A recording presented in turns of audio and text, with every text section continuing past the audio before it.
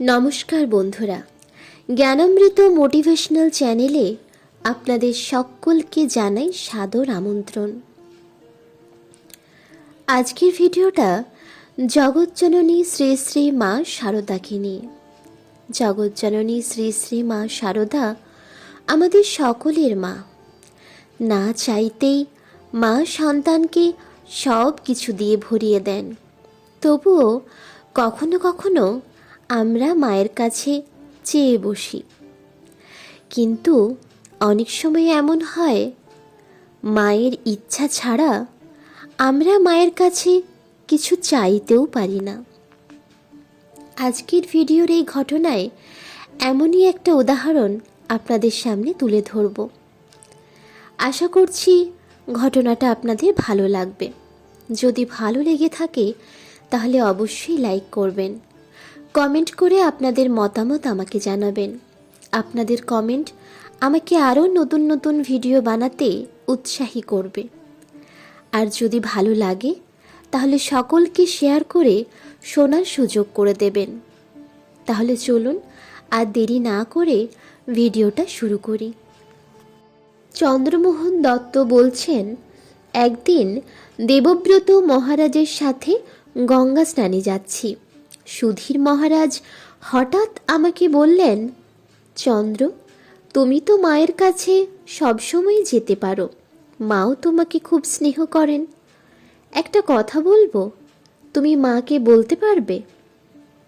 আমি বললাম, নিশ্চয়ই, বলুন কি বলতে হবে।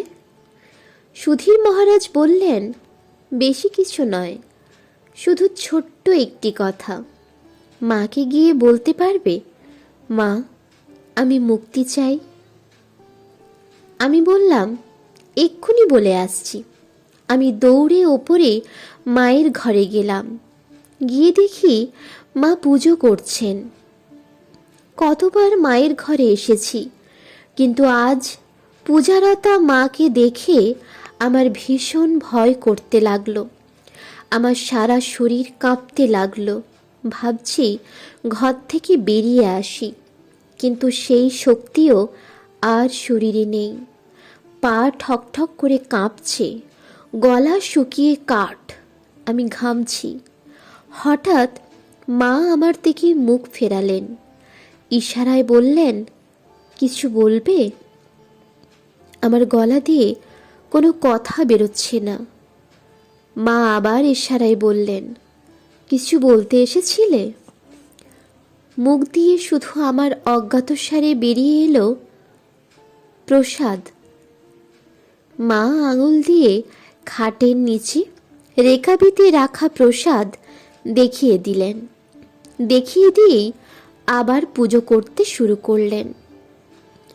কাঁপতে কাঁপতে ঘর্মাক্ত কলেবরে প্রসাদ নিয়ে যখন দৌড়ে নিচে নেমে এলাম, দেখলাম সুধীর মহারাজ আর দেবব্রত মহারাজ খুব আগ্রহের সঙ্গে আমার জন্য অপেক্ষা করছিলেন।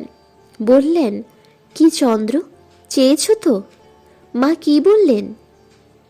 কাঁপতে কাঁপতে যা হয়েছে তা তাদের জানালাম। গঙ্গা স্নান করতে যাওয়া আর হলো না। স্বাভাবিক অবস্থায় আসতে সেদিন আমার অনেক সময় লেগেছিল।